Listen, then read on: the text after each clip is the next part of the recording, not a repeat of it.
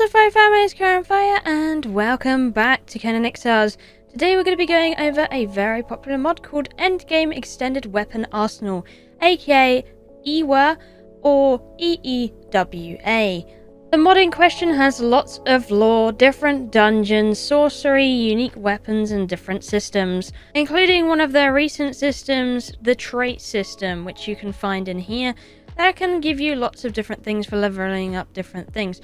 So for example, if I wanted to upgrade the rank of Templar, I would need to increase progress by taking or dealing damage while wielding a shield. So I could have a shortened shield build, and if I'm dealing damage with that, that's going to slowly level this up. And what that's going to do is it's going to give me lifesteal and damage reflect on attackers. And that will slowly go up as I go through the ranks. And you have all these other lovely ranks that also do different things for you if you wish to rank those up throughout the time, including a couple that is not included in the game yet, however will be included in the future.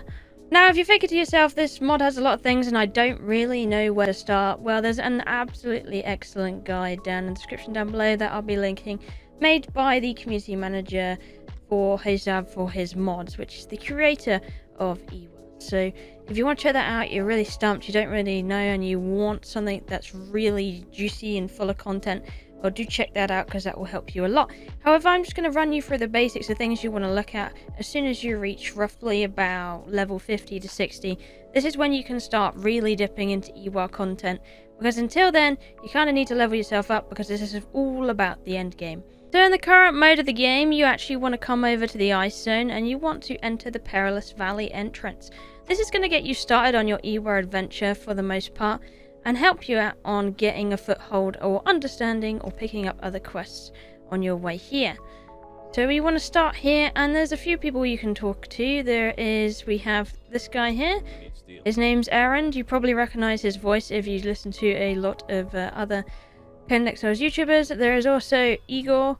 He will sell things to you and add quests. Talking to people around here will add quests and additional things that you can go and check out in your EEWA features button down here. You can have a look down here. Quests, you can see just talking to them has given me some things to do, and it will show you that I need all of these items or such to actually go and bring to the guys. So as I said, you've got a lot of more endish game items here, so you probably want to wait until you're higher level to do this, of course. And say if you pick one of the quests from here, you can actually track it as well, which is really handy just by clicking the little letter button, and you can also adjust that.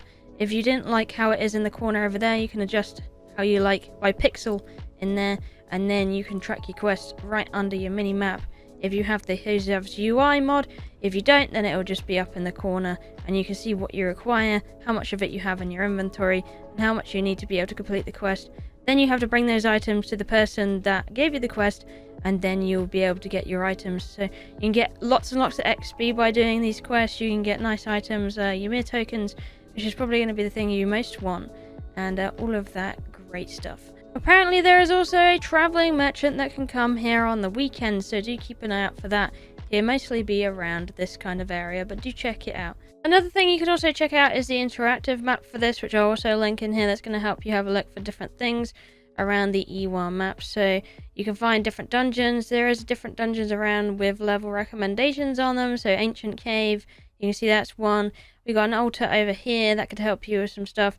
You have some warnings about the Wraithwoods, and the Maruvian stuff is definitely very high content you want to be careful of, which is over in different places, and lots of outposts and challenges you can take on. But for the most part, what you remember when you get above like level 60 and then you keep going higher is you'll probably mostly want to just go for either the bounty boards, the Perilous Valley. You could have a little go at Ancient Cave, but I'd wait until you get into the recommendations for that.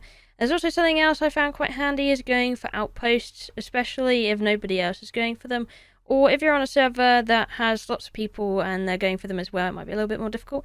However, it is very handy to go for them because they give you packages over time, caravan packages they are, and you can set a thrall on them if they're a little bit too hard hitting for you, and that's going to really help you take these out. And then you want to go and claim the outpost, and then you'll get those packages full of handy little things that you can hold on to or send into a bounty board in your area. There's actually a few around the map. There's one in New Asgard, There's one in this area over here, the bounty board, which is next to the rarity trader, where you can buy things like lion mounts, bird mounts, all sorts of things like that. You'll want to check that out. Or you can use the one in Set City. Bounty boards is also something you probably want to start on early on because it's very, very handy. You can basically chop off the head of a boss and trade it in the station for some reward of some kind. So you can have giant snake heads, king rhino, thunderfoot, white tiger, rock branch, all sorts of things like this. You trade in over here, or even the higher EEWA stuff. So like Lufk, I've seen him around and traded his head in as well. You get some nice rewards. So if I'm going to go trade it in, I'll pop this one in. It's going to give me a lot of XP for the start, so that's another reason this board is really good. And it's going to give me some random items such as bounty rewards, Ymir tokens, these little pieces here. You trade them in. You're going to kill a lot of bosses probably throughout the process, so it is worth holding on and then just getting little bits and bobs out of it. It's become very handy to just use this a lot and trade in what you have. So of course, some of these are going to give you better rewards than others. Some of them correlate to the Calamitous as well, the Age of Calamitous mod, which I can say I probably highly recommend it alongside EEWA because it actually pairs up really, really nicely. So, yeah, that kind of thing. And there's also these Spoils of Conquest. I have sold a few, but I do recommend holding on to them as well because I have seen a few traders around that will take these in regards for, well, another item. You can sell some of these with something else to go and obtain another item. I've seen a trader roughly around Set City, actually, over here. Don't mind the green map. That is on the outskirts over here, and he will have something for sale there sometimes. That might be something nice. Now, this area is fairly safe for now, but as soon as you cross these spikes over here, that's when you enter the Perilous Valley dungeon. That's when you want to be careful, because this dungeon is recommended from level 60 all the way up to level 300. I can tell you from my own very own experience through playing this myself, that is definitely a very good idea to bring a very nice thrall. If you're not playing on AOC, I do recommend the AOC thralls, but if you're not having that, get yourself just a really good vanilla thrall such as a Leon, get them all leveled up and then bring them in here. Could be an actual good place for XP as well, but pretty much you want to come in here. There's some really nice loot that you can get off these guys in the chests and off their bodies, and you can farm them out for scourge meat and bones as well. You can. But pretty much this is the first area. It isn't bad at all. I don't really have a problem with it. It's probably the easiest area.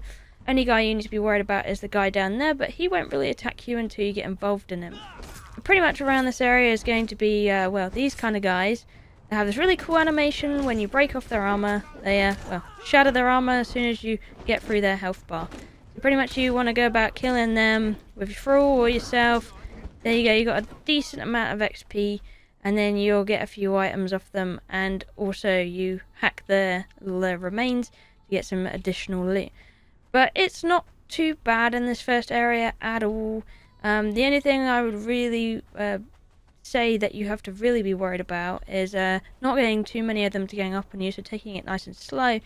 And then there's also fiery pigs that you probably want to be worried about. In this little area there's not so much around, but as soon as you go round the corner there is actually some fiery pigs that I would say is what you need to be very cautious of, because they can burn you, which means you're going to need to roll to put out the fire, otherwise you may die. So as you can see, this little guy's burning here. I'm now burning as well. So if I want to lower that timer, I want to roll to try and get the fire off me, otherwise it's going to give me heat stroke, and that of course is going to be very bad. But now you've done that, your fire should be removed and you should be fine. But no, the dungeon's not bad at all. The only areas I've really had a problem with, and that was pretty much at level 100 when I was that level, was when I went to the other side of the dungeon. That's when things got more scary, where you can find at this current moment in time a big dragon with two big scourge bosses. So there's one of those scourge bosses over there that you need to be worried about, and then you come over and down that lane is a dragon with a couple of those, and that's probably going to be your hardest challenge, which you can either do with bow and arrow and just stay distanced away, or you can just ignore it completely because it isn't really awfully important to go down there for the time being. But you're just going to find a bunch of these in the way, which are not too bad. Those kind of people that you shatter armor off. And of course, at the back of the dungeon is something you probably need to be a lot more careful of, whereas the high level is, which is where the boss is, but he's at the very back of the dungeon, and like the Wallmaker dungeon, there is actually a wall there to show you that it is a dangerous boss room. So definitely do it for the later levels, and probably not for the early levels unless you want to get smacked. But that is your boss room area. There is something in EEWA you probably want to keep an eye out for in this dungeon. It's going to be the tablet that you need to be able to get your next feat. You come to this crystal cave and you can see it right here. It's going to tell you you're going to need some stuff. So you need to learn Scourge Steel Arsenal first and Excel Epics, which means of course you're going to have to clear the level 60 and you're going to have to go and get that feat. But before we can do any of that, we actually have to go back to the beginning and talk to the other guy to be able to learn the other stuff that we're actually going to start with. I thought I would just point it out. There is also just across from there a guy that will not talk to you until you have killed the king. So you go up to him and you will learn sorcery off him in your quests, and he's going to ask you to kill the demon king if you can. So you can find that in your quest again. There's another helpful guide to show you where you want to go next, really. So we're going to come back to this very fine guy over here, and we're going to pretty much ask him about the Star Obsidian Arsenal. He's first going to require you to have a level of 80, so 60 here is not going to cut it. If that's not an available option for you and you still want to play within the levels of 1 to 60, you can change all of that in the admin panel right here. So you just change that to level 60 or something, and then you should be able to get the next up from there. But for now, I'm leaving it at the default values. Pretty much you'll want to talk to him once you got your level 80. He's going to give you your Star Obsidian Arsenal feat. However, you're going to require a few things before that.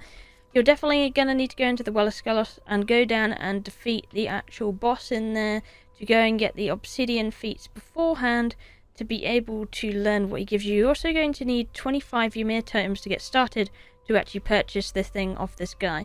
So a good idea before you start all of this shenanigans is to go and get the rest of the vanilla stuff done and then come do the EEWA stuff. So you get the Temple of Frost done, you go and get the you get the Well of Skelos done, you go and get that done. So you get all of those pre-requirements before you come here.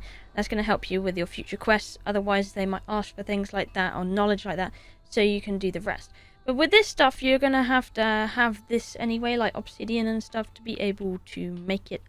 But pretty much what this taught us was a nether furnace, which we're going to need an improved furnace, 500 steel reinforcements and 30 dragon powder. And it also taught us another thing, which is the Valiant Blacksmiths bench, which is going to need that 15 star obsidian bar and a normal improved blacksmith bench to be able to even make it. Once you've made these two, this is going to get you started off on your very first journey to be able to make things. This actually works like a volcano forge, by the way, so if you want to make composite obsidian in here instead of going in the Well of Skelos, you can use this instead, which is actually really, really handy. And if we open the Valiant Blacksmiths bench, you're going to find your very first lot of stuff that you can make. So as you can see, you all need star obsidian bars.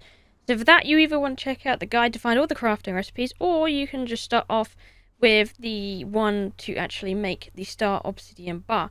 So if you want to make one bar, it's going to take 8 oil, 3 star metal bar, 5 composite obsidian, and 2 stone to make one of these star obsidian bars. So there you go, it will craft up, and there you go. So if you want to make a certain tool, you have to make several of those to be able to make it and use the vanilla normal items to go ahead and craft a weapon of choice for you.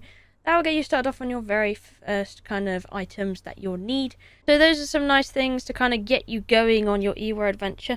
And this is pretty much what I just wanted to point out in this guide to kind of help you get a footholding of it if you weren't really sure how to get at it or get into the content yourself. Let me know if you'd like to see more guides like this or anything more about this mod. I must admit, I'm really enjoying the mod myself. It adds a lot onto the game and gives it a lot more worthy of a playthrough when it comes down to things. You extend your Conan playthrough a lot longer with this mod. It's very, very good. So do give it a check out if you haven't seen it before, and let me know if you like more guides or what you'd like guides about. If you're unsure, do you want to see things like how to make certain things, what is what, etc. Let me know, and you might be able to see some more in the future. But anyway, thank you for watching. I love you, and I'll see you in the next one. Bye bye.